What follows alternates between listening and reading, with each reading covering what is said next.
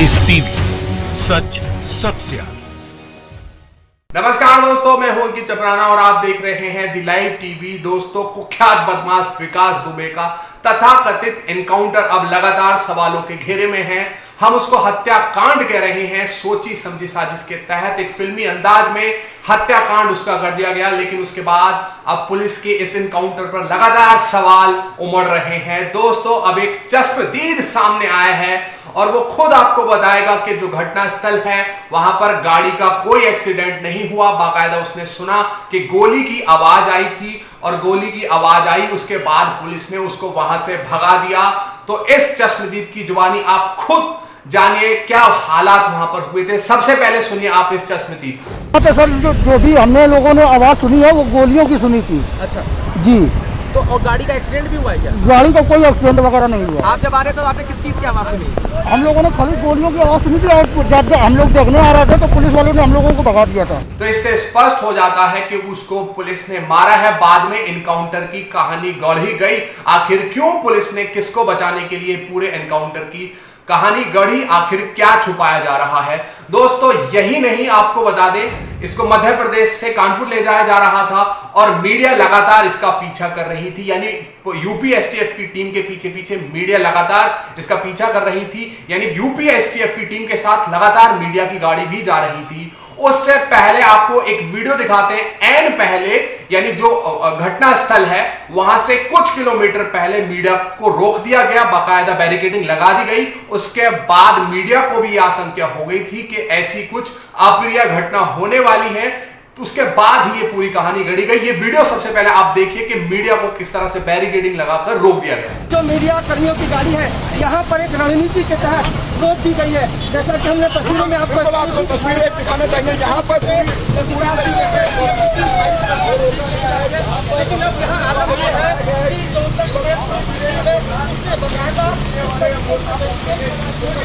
तो ये जो वीडियो है ये घटना से कुछ दूर पहले का है, जब यूपी पुलिस ने बाकायदा बैरिकेडिंग लगाकर, यानी मीडिया लगातार जो यूपी एसटीएफ का पीछा कर रही थी उसको रोक दिया और घटना स्थल से पहले कुछ देर पहले रोक दिया बैरिकेडिंग लगाकर। उसके बाद ये घटना पूरी सामने आई। लेकिन दोस्तों, यही इशारा नहीं करता कि यूपी पुलिस ने बहुत बड़े राज को दबा दिया है। यानी सबूत मिटाने के लिए यहां पर जिंदा सबूत विकास दुबे को ही खत्म कर दिया। लगातार जो बड़े बड़े यानी राजनीतिक इसकी मदद कर रहे थे वो सारे राज भी अब इसी के साथ दफन हो गए। आखिर ऐसी क्या मजबूरी थी यूपी पुलिस की कि इसको मारना पड़ा ताकि वो बड़े बड़े नाम ना उगल पाए। और दोस्तों, सवाल इसलिए भी उठता है कि जिस विकास दुबे ने एनकाउंटर से बचने के लिए फिल्मी अंदाज में कल सरेंडर किया था, उसके बाद से ये स्पष्ट हो जाता है कि वो भाग नहीं सकता। उसने जान बचाने के लिए ही सरेंडर किया था। लेकिन दोस्तों, इस केस में एक और बड़ा सबूत यहां पर है।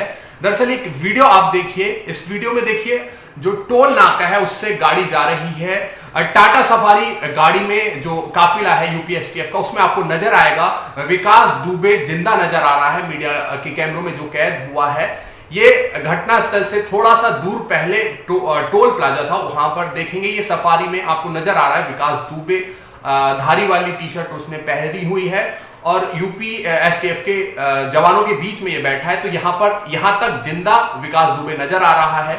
अब दोस्तों देखिए अगली तस्वीर, आप देखिए जो घटना स्थल पर जो गाड़ी पलटी है, यानी जिस गाड़ी से एक्सीडेंट दिखाया जा रहा है, उससे स्पष्ट हो जाता है ये किसी फिल्मी कहानी से भी परे है। यानी कल्पनाओं की दुनिया में ये एक्सीडेंट हुआ है। आप देखेंगे कि जो घटना स्थल पर जो गाड़ी दिखाई गई है उसका नंबर है वो TUV 300 है, यूपी 70 AG 3497, ये उसका नंबर है। जो गाड़ी आपको पलटी हुई नजर आ रही है। लेकिन दोस्तों, घटना से एन पहले जब टोल से पार कर रहे हैं वो टाटा सफारी में आपको विकास दुबे नजर आ रहे हैं। उसका नंबर है UP 32 BG 4485।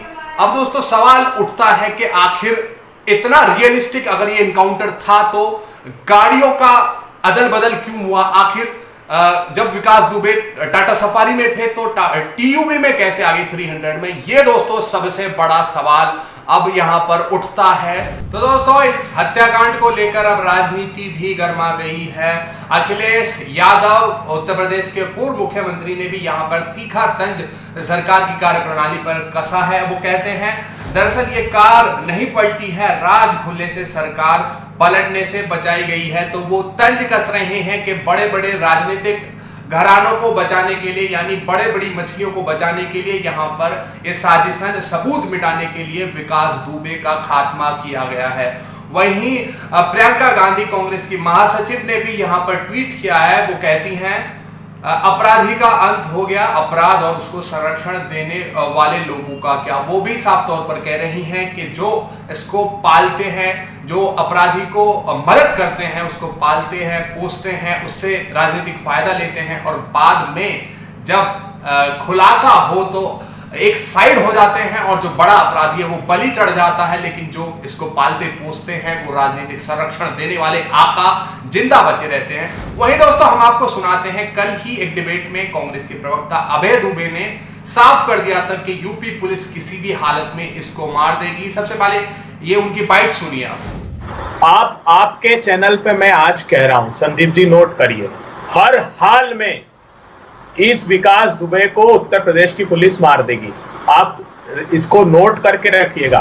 तो दोस्तों, हमने आपको दिखाया सबूतों के आधार पर, गाढ़े गाढ़े आपको सबूत दिखाए कि ये तथाकथित एनकाउंटर नहीं है, सोची समझी साजिश के तहत एक फिल्मी अंदाज में यहां पर एक स्क्रिप्ट बनाई गई है और मीडिया को एन वक्त से पहले रोक दिया गया। और हमने आपको सबूत भी दिखाए, चश्मदीद भी दिखाए कि पुलिस ने ले जाकर मार दिया और फिर उसके बाद पूरी कहानी गढ़ दी गई।